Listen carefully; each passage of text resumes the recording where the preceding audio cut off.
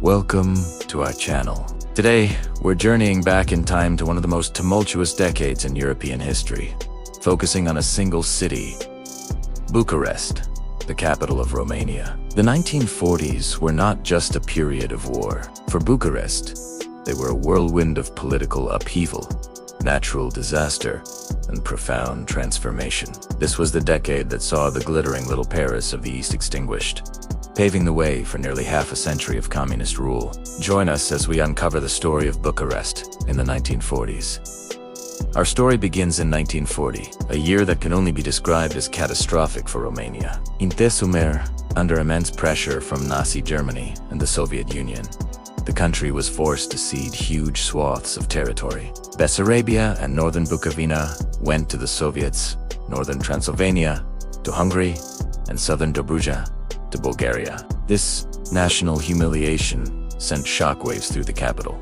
Bucharest became a hotbed of political fury, leading to the collapse of King Carol II's royal dictatorship.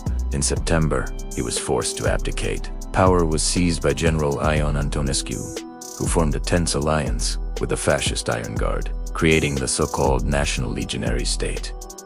The young King Michael ascended to the throne, but his powers were purely ceremonial. By November, Romania had officially joined the Axis powers, and German troops began to appear on the streets of Bucharest, a sight that would soon become commonplace. As if the political turmoil wasn't enough, on November 10th, a massive earthquake, one of the strongest in the country's modern history, struck the capital. Buildings crumbled, and hundreds of lives were lost, adding a layer of natural disaster to the political chaos. The new year, 1941, brought even more violence. The uneasy alliance between Antonescu and the Iron Guard exploded in January. The Guard attempted a coup, a violent uprising known as the Legionary Rebellion. This event was accompanied by a brutal pogrom against Bucharest's Jewish community, a dark chapter of anti-Semitic violence. Antonescu, with the quiet approval of the German military, crushed the rebellion, outlawed the Iron Guard, and consolidated his personal dictatorship.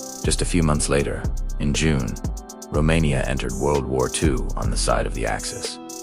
The stated goal was to reclaim the territories lost to the Soviet Union, and Romanian soldiers were sent to the Eastern Front. For the next couple of years, from 1942 to 1943, life in Bucharest was defined by the realities of war. Rationing became a part of daily existence, with shortages of food, fuel, and basic goods. Inflation soared, and the constant presence of German troops was a reminder of the country's precarious position. Although the fighting was far away on the Eastern Front, the war began to creep closer to home. Allied air raids started, initially targeting the crucial oil fields at Ploiesti, not far from the capital. But it was only a matter of time before Bucharest itself would be in the crosshairs. And that time came in 1944.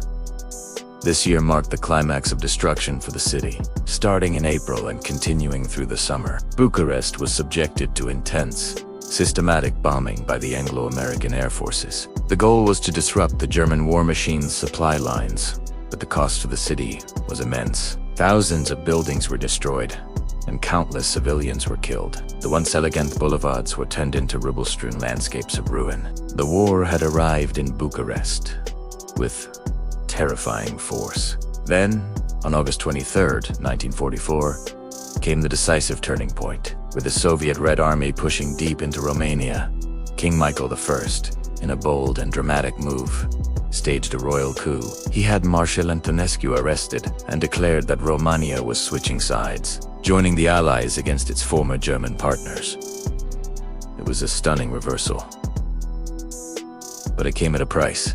In retaliation for the betrayal, the German Luftwaffe launched a series of vengeful bombing raids on Bucharest. Over the next few days, they specifically targeted key landmarks, including the magnificent National Theater, which was reduced to a smoldering shell. On August 31st, the first Soviet tanks rolled into the battered city. The German occupation was over, but a new, more enduring occupation was just beginning. The second half of the decade, from 1945 to 1949, was defined by the consolidation of communist power under the shadow of Soviet occupation. In 1945, Bucharest was a city under dual administration. While technically liberated, The massive presence of the Red Army dictated the political reality. The Soviets methodically maneuvered to install a friendly government. In March, this culminated in the appointment of a pro-communist cabinet led by Petru Groza, effectively sidelining all other political forces. The democratic institutions that had existed, however flawed, were being dismantled piece by piece. The illusion of democracy was maintained for a little longer. In 1946, parliamentary elections were held. However, these elections were anything but free or fair. They were widely considered to have been massively rigged by the communists, with intimidation, ballot stuffing, and falsified results, ensuring they secured a dominant majority. For the people of Bucharest, it was a clear sign that the political future was being decided not by their votes, but by the new powers in charge. The hope that the end of the war would bring freedom was quickly fading. The final vestiges of the old Romania were dismantled in 1947. On December 30th, King Michael I, the same king who had bravely turned the country against the Nazis, was summoned to the palace. He was surrounded by communist leaders and armed guards, and was forced to sign a pre-written instrument of abdication.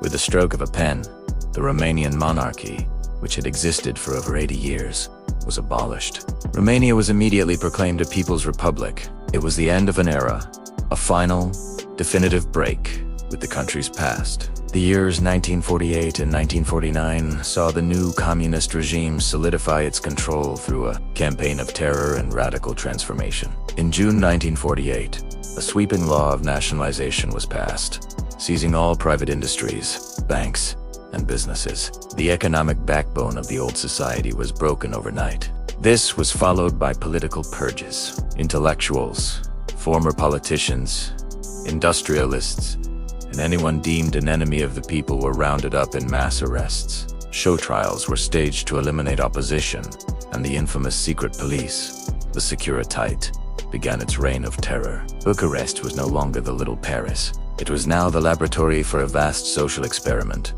the capital of a new socialist state, built on the ruins and memories of a decade of unimaginable turmoil. And so, the 1940s came to a close, leaving Bucharest a city scarred and fundamentally changed. From a vibrant European cultural hub to a war-torn capital under double occupation, and finally, to the seat of a totalitarian regime, the decade stands as a powerful, tragic testament to how swiftly fortunes can change and how history can be brutally rewritten in the streets of a great city. Thank you for watching. If you found this historical deep dive interesting, please give this video a thumbs up and subscribe to our channel for more stories from the past. Let us know in the comments what other historical topics you'd like us to cover. See you next time.